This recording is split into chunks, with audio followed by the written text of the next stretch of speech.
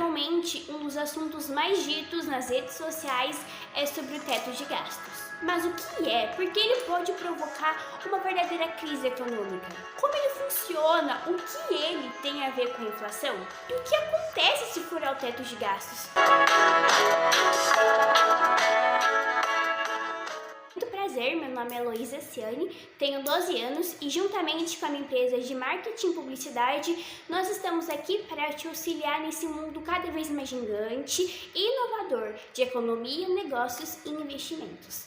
E hoje nós iremos falar de um assunto muito importante nesse quesito de economia, teto de gastos. Mas o que é o teto de gastos?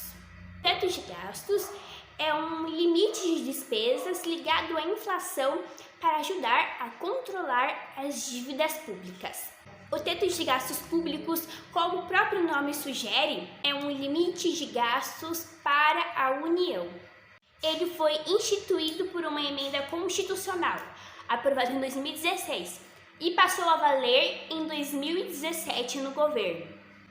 Na prática, o teto estabelece que os gastos do governo pelos próximos 20 anos, até 2036, devem crescer de acordo com a inflação do ano anterior.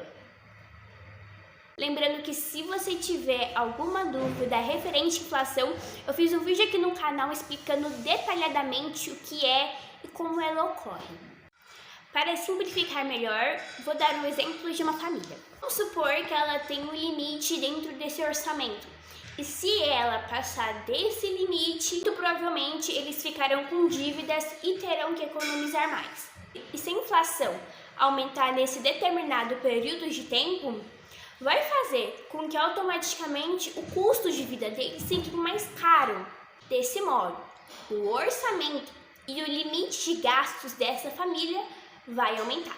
Do mesmo modo, o teto de gastos, ele é um limite de despesas ligado à inflação, porque uma das formas que nós temos inflação é quando nós temos mais dinheiro saindo do que entrando em nosso país. Então, automaticamente, se furamos o teto de gastos, nós estaremos também furando o limite de gastos, fazendo com que a inflação suba. Ou seja, vai gastar além do permitido. O teto de gastos, muitas das vezes, é definido por uma PEC, que é composta por uma proposta de emenda à Constituição. Ou seja, quando vão definir o teto de gastos, essa proposta pode ser apresentada pelo presidente da República, por 1/3 dos deputados federais ou senadores e por mais da metade da Assembleia Legislativa. A partir do momento em que a inflação sobe, os gastos também aumentarão, fazendo com que eles corrijam o teto de gastos. Significa que o governo federal não deve criar um orçamento maior do que do ano anterior, mas somente corrigi-lo de acordo com a inflação. Ou seja, se a inflação no período for de 10%, o orçamento do ano seguinte poderá ser 10% maior. A base de cálculo do teto de gastos leva em conta todas as despesas do governo do ano anterior, mas nem todos os gastos são considerados. Os principais gastos que não entram na conta são saúde, educação e eleições. Já os que entram são despesas obrigatórias, são gastos fixos mensais, a maioria deles referente ao quadro de funcionários da máquina pública. Por exemplo, salários, gastos previdenciários, auxílio maternidade e pensões entram nessa categoria. E nós também temos despesas discricionárias, que são gastos que garantem o funcionamento dos serviços públicos, mas que não são obrigatórios.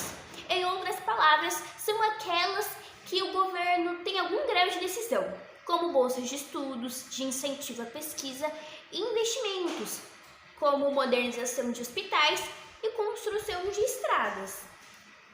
Por isso é muito importante a gente entender o que é teto de gastos. Isso vai nos ajudar a identificar certos tipos de coisas que podem acontecer nos nossos investimentos no dia a dia. Muito obrigada por assistir esse vídeo. Deixe um like aí, por gentileza.